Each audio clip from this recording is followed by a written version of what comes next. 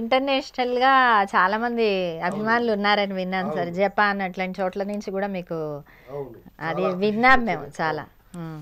వాళ్ళు నన్ను బాగా వాళ్ళు చెప్పారు, నాకు వీడియోలు పంపించారు నాకు వాళ్ళు.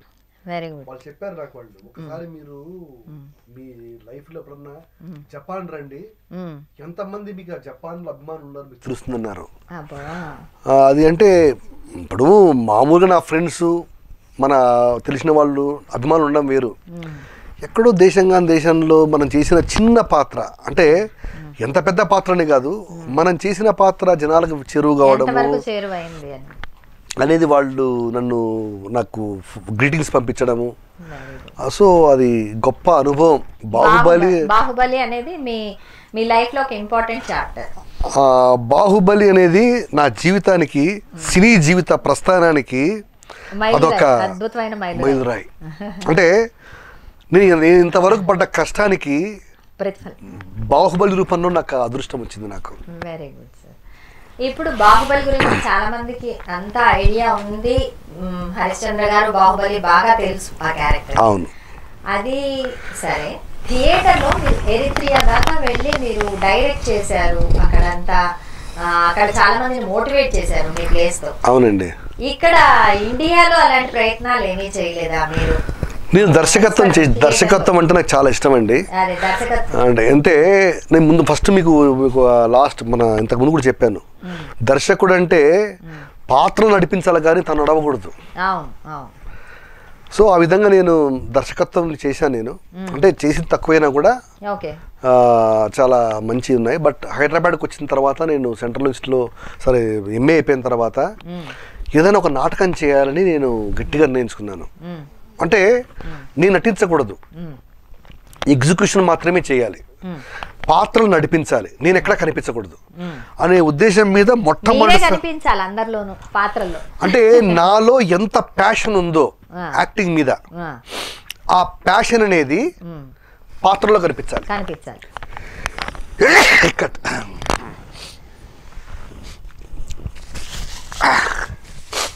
రెడీ.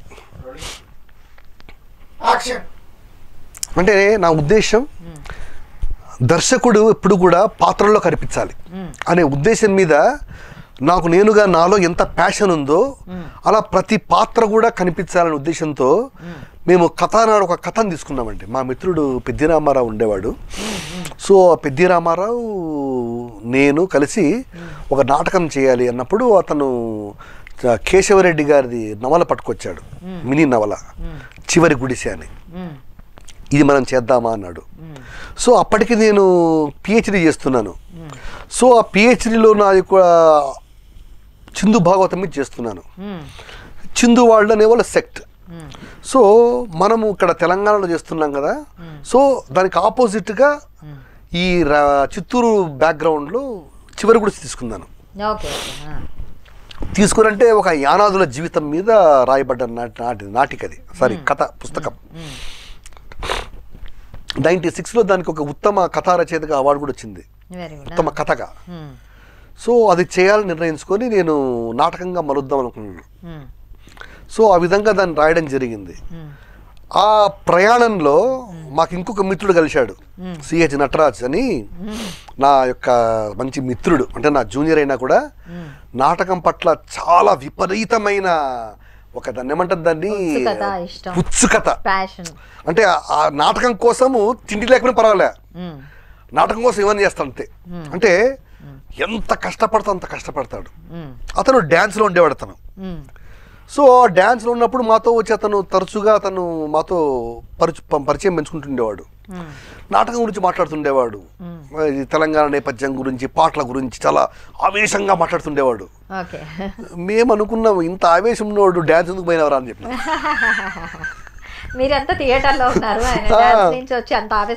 ఆవేశపడుతున్నాడు. పైగా అప్పటికే నటరాజ్ ఇది ఒక మన ఫిలిం కాదండి, గ్రాఫిక్స్ చేసి ఉన్నాడు అతను. అప్పటికే అతను దాదాపు 1 year కోర్సు, నీట్ అనుకుంటా, నీట్ ఆ కోర్స్ చేసి డ్యాన్స్కి వచ్చాడు అతను.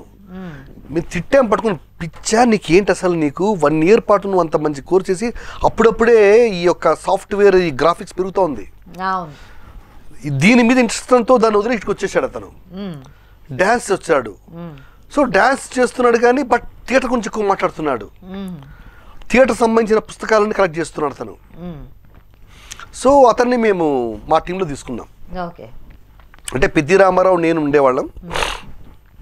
సో తీసుకొని డిస్కస్ చేసి అందులో అది యానాదుల జీవితం మీద. అంటే మనకు ఈ మధ్యకాలంలో మీరు జై భీమ్ సినిమా వచ్చింది చూసారా? ఆ జై భీమ్ కథనేనండి యాక్చువల్లీ చెప్పాలంటే. జై భీమ్ ఇప్పుడు వచ్చిందేమో కానీ ఆ కథ మేము అప్పుడే చివరి కూడా చెప్పడం మేము రాసుకున్నాం. మేము అది అదే జీవితం. చాలా బాగుంది సార్ జై భీమ్ ఆ స్టోరీ. దానికి దీనికి తేడా ఏంటంటే అక్కడ లాయర్ ఉన్నాడు, ఇక్కడ లాయర్ లేడు, అంతే తేడా. మిగతాదంతా కూడా యాజ్ ఇట్ ఈస్ గా ఉంది. ఇది ఆ జై భీమ్లో చెప్పదలుచుకుంది, నేను చెప్పదలుచుకుంది ఒకటే.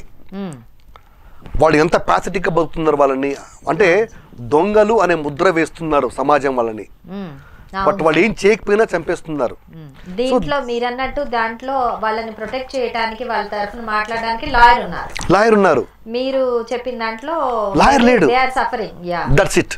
అదే చివరి గుడిసె అంటే సమాజానికి దూరంగా ఉన్నారు, మనుషులకి దూరంగా ఉన్నారు, న్యాయానికి దూరంగా ఉన్నారు.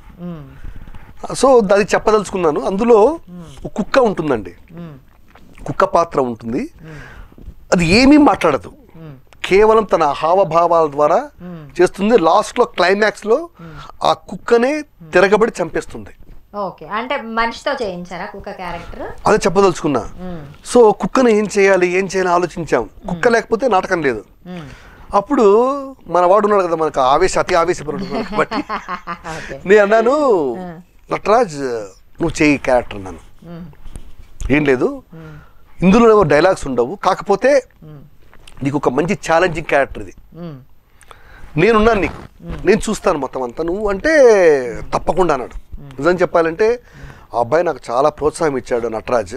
అంటే ఈనాడు ఒక మంచి ఒక దర్శకుడు, శిక్షకుడు, ఎంతోమంది విద్యార్థులకు దర్శకత్వం నటనలో బోధన చేస్తున్న ఒక అధ్యాపకుడు మా నటరాజ్.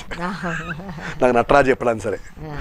సో అతను సహాయంతో నేను పెద్దిరామ కలుసుకుని మేమంతా చాలా అద్భుతంగా చేసామండి క్యారెక్టర్. నిజంగా అది ఎంత మంచి పేరు వచ్చిందంటే ఆ చివరి గుడిసెకు నాకు చాలా పేరు వచ్చింది. ఎందుకంటే మొట్టమొదటిసారిగా నేను నటుడై ఉండి ఒక దర్శకుడిగా ఉండి ఒక పెద్ద ప్రొడక్షన్ నేను ఎలా ఫీల్ అయ్యానో అలా ఆవిష్కరించాలంతే. అది నటరాజ్ దర్శకుడు అన్నారు. అంటే మీరు చూసిన దాన్ని జనానికి చూపించడం అంతే. అంటే నేను ఎక్కడ కూడా కథ చెప్పాలి, అదే ఇమేజ్ ని వాళ్ళకి చూపించగలిగాను అంతే. ఎవరు చేశారు అనేది లాస్ట్ లో రావాలి, బట్ ఫస్ట్ లో అంత పాత్రలు కనిపించాలి. సో అందులో కుక్క పాత్రకు చాలా అద్భుతమైన రెస్పాన్స్ వచ్చింది. నటరాజ్ కూడా చాలా బాగా చేశాడు నిజంగా. లాస్ట్ వచ్చేటప్పటికి అతనికైతే ఆ అబ్బాయికి నోట్లో నుంచి ఆ సలైవా వచ్చిందండి. ఎంగిల్ ఎంత చూసారు, అది ఇట్లా ముద్దగా స్టిక్కీగా ఉంటుంది మొత్తం. అంటే 1.5 hour నాటకంలో కుక్కలాగా తిరిగి చేసి దుంకి చాలా మంచి పేరు వచ్చింది నాకు. సో అది నేను చాలా సెంట్రల్ యూనివర్సిటీ నుంచి బయట కథనాటక సప్తాహంలో వేశాను. కేశవరెడ్డి గారు స్వయంగా నాటకం చూసి చాలా మెచ్చుకున్నాడండి. ఆయన మేము ఎలా చేస్తామో అనుకున్నాం మేము. సో ఆ సంవత్సరం కథనాటక సప్తాహం బాగా జరిగింది. బట్ మా ప్లే డిఫరెంట్ ప్లే అది.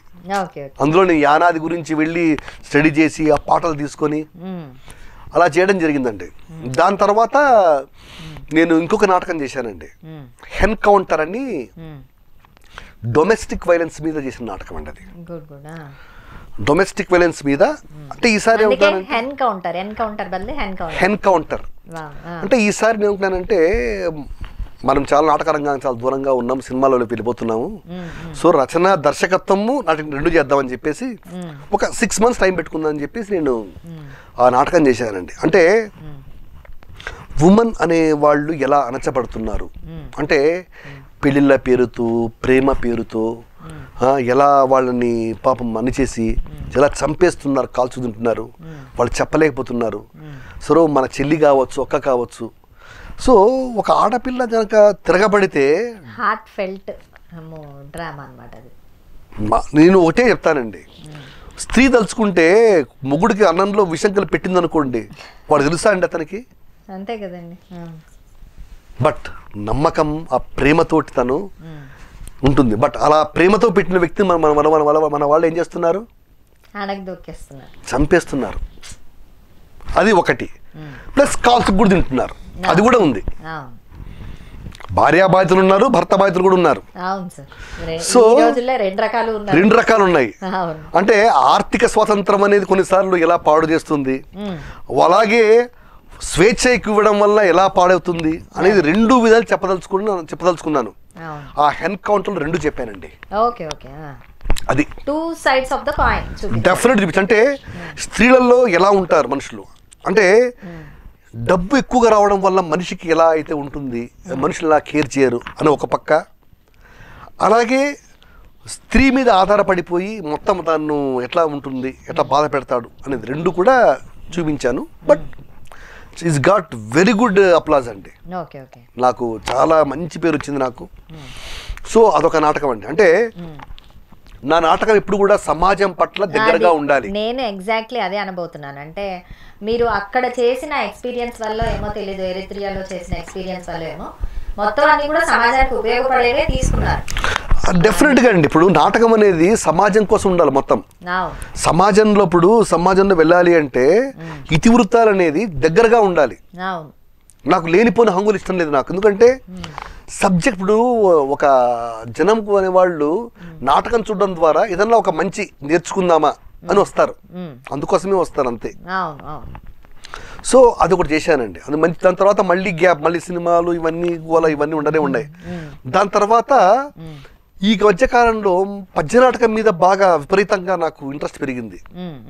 అంటే మన నాన్నగారి మీ తాతగారు చేశారు కదా, అదేనండి. ఎందుకంటే మన సినిమాలు తీసుకున్నా కూడా భక్త ప్రహ్లాద అవన్నీ కూడా మన పౌరాణికలతో మొదలైనవి. సో మా ఫాదర్ కూడా అప్పుడెప్పుడో ఒక 30 years బ్యాక్, పద్యం అనేది ఒక్క మన తెలుగు వాళ్ళ సొంతం సార్. అవును, ఇంకెవరికి లేదు.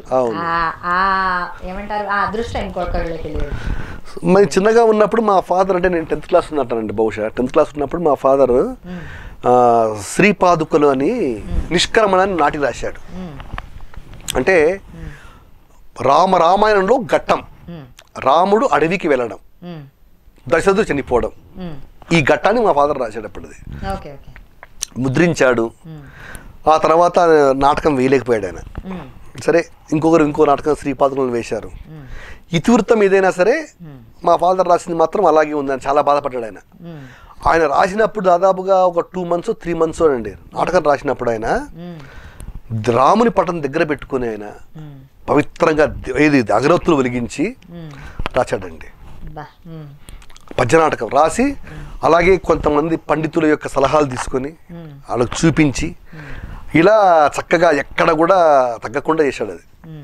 బట్ అది నాటకం అనేది అలా అసంపూర్ణ అయిపోయినా కూడా ప్రదర్శించలేదు. అంటే ఆ నాటకం నాకు ఎప్పటి నుంచి ఎప్పుడైనా సరే ఒక కళాకారుడిగా మా నాటకాన్ని ప్రదర్శించాలి. అది నేను ఇచ్చే, మా నాన్నకి ఇచ్చే ఒక, దాన్ని ఏమంటుందండి, ట్రిబ్యూట్, గ్రేట్ ట్రిబ్యూట్. అది మా ఫాదర్ కళలో చూడాలనుకున్నాను మొత్తం, అది ఏమైనా కానీ. సో ఆ విధంగా నేను సెంట్రల్ గవర్నమెంట్కి నేను అప్లై చేయడము, ఆ కేంద్ర సంస్కృతి శాఖ నాకు సహాయం చేయడము. దీనికి కారణం రంగయ్య గారండి. రంగయ్య గారిని మెచ్చుకోవాలి. ఆయన ఈ నాటకం పట్ల చాలా ఆకర్షితుడైపోయి డెఫినెట్గా మనం సహాయం చేద్దామని చెప్పి ఆయన ఇప్పించడము. సో దాన్ని నేను మనకి ఇప్పుడు ప్రదర్శించాలి. ఎందుకు ప్రదర్శించాలి అంటే ఇప్పుడు చాలా అవసరం ఏంటంటే ఇప్పుడు ఏమైందంటేనండి రక్త సంబంధాలకు విలువ లేకుండా పోయింది. అంటే ప్రేమలు, ఒక తల్లి ఒక తండ్రి, ఒక భార్య భర్త, అన్న తమ్ముడు, అక్క చెల్లి, అన్న తమ్ముడు, ఇలాంటివి ఏవైతే సంబంధాలు ఉన్నాయో నానాటికి అవి తగ్గుకుంటూ పోతున్నాయి. సో దీని ద్వారా అంటే ప్రతి మనిషి, నేను నా సంసారం ఎవరికి వాళ్ళే, ఇప్పుడు అన్నతో మాట్లాడకూడదు, చెల్లితో మాట్లాడకూడదు, ఆ భార్య ఎంత, నువ్వెంత ఎంత, నువ్వెంత నేనెంత, నువ్వు గొప్ప నేను గొప్ప. ఇందాక మీరు చెప్పినట్టు అతి స్వతంత్రం కూడా ఎక్కువైంది. ఎగ్జాక్ట్లీ, ఎవరికి వాళ్ళే ఉండాలన్న ఫీలింగ్ ఎక్కువైపోయింది. నా ఉన్న కాస్త స్పేస్ లో కూడా కాసేపు మళ్ళీ వాళ్ళ స్పేస్ వాళ్ళకి కావాలి. అది భార్యాభర్తల మధ్య కూడా ఎవరి స్పేస్ వాళ్ళకి కావాలి. ఇక్కడ అడ్జస్ట్మెంట్ అనేది చాలా అవసరం అంటారు ఎప్పుడైనా సరే. అది ఒక దొరికేది మనకు ఒక రామాయణంలో మాత్రమే దొరుకుతుంది. Exactly exactly. అంటే అక్కడ అందరూ గొప్పవాళ్లే, కానీ గొప్పవాళ్ళైనా కూడా ఆ సిచ్యువేషన్ తగ్గట్టుగా వాళ్ళు అలా ఒదిగిపోయి ఒకరికొకరు రెస్పెక్ట్ ఇచ్చి అలా వెళ్తున్నారు. అందుకే అది మహాకావ్యం, ఇప్పటికీ ఎప్పటికీ మరెప్పటికి కూడా అంత గొప్పది. ఎందుకు అంటే ఎందుకు అంటే కారణం ఏంటంటే అది. సో ఆ నాటకాన్ని చెప్పాలనే ఉద్దేశంతో నేను పద్య నాటకమైనా సరే ఈసారి కూడా ఏం చేశాను, నేను నటించకూడదు, నేను బయటే ఉండాలి. చేయలేదు, చేయగలను, కానీ నేను చేయడం కంటే మా ఫాదర్ రాసిన పాత్రల యొక్క ఆ యొక్క భావాన్ని అక్కడ కూర్చొని దర్శకుడిగా దర్శకత్వం చేసేసిన తర్వాత కూర్చొని చూడడంలో మీరు ఎక్కువ ఆనందం అనుభవించారు. అవును, అంటే నేను ఎంత ఎగ్జైట్ అవుతానో ఒక పాత్రను తీసుకున్నప్పుడు, నేను ఎలా నటిస్తానో ఆ యొక్క భావన వాడికి కలిగించి వాడు చేస్తూ ఉంటే సూపర్. సో ఆ విధంగా భరత విలాపం చేశానండి, 2 ప్రదర్శనలు ఇచ్చాను. భరత విలాపం అంటే మా ఫాదర్ నిష్క్రమణ అని పెట్టాడు, నేను దానికి నిష్క్రమణ అనేది ఒక రాంగ్ టైటిల్, నువ్వేంట్రా నువ్వు చిన్నవాడు ఇప్పుడు చెప్తున్నా అన్నాడు. నేను చెప్పాను నిష్క్రమణ ఎగ్జిట్ అయిపోతున్నది, ఎగ్జిట్ కాదు, ఇది ఈజ్ ఏ కైండ్ ఆఫ్ ఏంటంటే ఒక బాధపడ్డాం. రాముడు వెళ్ళినప్పుడు ఎక్కువ బాధపడింది ఎవరంటే భరతుడు బాధపడ్డాడు. ఆ భరతుడు బాధపడింది ఎవరికి తెలియదు, ఆ ప్రేమ తెలియదు మొత్తం. అలాంటి వాడు మన పాదుకలు పట్టుకొచ్చి 14 సంవత్సరాలు పరిపాలన చేశాడు. అది ఎంత ఛాలెంజింగ్ అంటే, అది ఎంత సాక్రిఫైస్. ఫస్ట్ ఎంత సాక్రిఫైస్, చేతిలో అంత పెద్ద రాజ్యం ఉంది, కేవలం ఒక భ్రాతృ ప్రేమతో అలాగా ఉండిపోవడం అనేది మామూలు విషయం కాదు. అదే ఈ రోజుల్లో వాళ్ళు ఎవరు చేయలేని పని. వాడు పక్క వెళ్ళాడంటే వెంటనే ఆక్రమించేసుకుంటాడు. పక్కకు కూడా వెళ్ళక్కర్లేదు సార్, లాక్కోగలరు, స్నాచ్ చేయగలరు చక్కగా. షాఫ్ట్ మీడియా ఛానల్ నా ప్రస్థానం కార్యక్రమానికి స్వాగతం. నేను మీ మాధురి ప్రకాష్ కొంపెల్ల. ఈ రోజు మన షాఫ్ట్ మీడియాకి వచ్చింది డాక్టర్ హరిశ్చంద్ర గారు, అంటే బాహుబలి హరిశ్చంద్ర గారు. వారు ఎంతో మంది, ఎన్నో యూనివర్సిటీస్ లో ఎంతో మంది స్టూడెంట్స్ కి యాక్టింగ్, మేకప్, టెక్నికల్ సైడ్ బోధనా తరగతులు నిర్వహించారు. అంతేకాకుండా ఆఫ్రికన్ కంట్రీ ఎరిత్రియాకి వెళ్లి కూడా వారి దర్శకత్వ, నటన ప్రతిభని అక్కడున్న స్టూడెంట్స్ అందరితో పంచుకోవడమే కాక వారికి సంబంధించిన నేషనల్ యాంథమ్ కి సంబంధించి, వారి ఫ్రీడమ్ ఫైట్ గురించి, వాటన్నిటి గురించి అక్కడ నాటకాలు అవన్నీ రూపొందించి వాళ్ళ కంట్రీలో ఎంతో గొప్పగా వాటిని ప్రదర్శించి చాలా పేరు ప్రఖ్యాతులు సంపాదించి మెప్పించగలగాలి. అలాంటి హరిశ్చంద్ర గారి నటనానుభవం, వారి బోధనా అనుభవం, వారి ప్రస్థానం వారి మాటల్లోనే ఈ రోజు తెలుసుకున్నాం. నమస్కారం. చేయండి సార్, తప్పకుండా చేయండి. మీరన్నట్టు ఈ రోజుల్లో వాళ్ళకి అవసరం, ఈ రోజుల్లో పిల్లలకి చాలా అవసరం, అలాంటి సబ్జెక్ట్ చాలా అవసరం. అవును, ఇప్పుడు రాముడు సీత గురించి మాట్లాడినప్పుడు సీత అందరు అనుకుంటారు అణిగిమని ఉందని. రాముడు చాలా సార్లు సీతను గెలిపించాడు, విన్నాడు, కానీ సీత కూడా యాక్సెప్ట్ చేశారు కాబట్టి ఆ హెచ్చు తగ్గులు ఉంటాయండి. అది ఉన్నప్పుడే సంసారం అన్నకు ఉంటాయి సార్, ఉండి అడ్జస్ట్ అయినప్పుడే బాగుంటుంది. అంతేగాని నేను ఇక్కడే ఉంటాను నువ్వు ఇడే ఉండంటే కష్టం.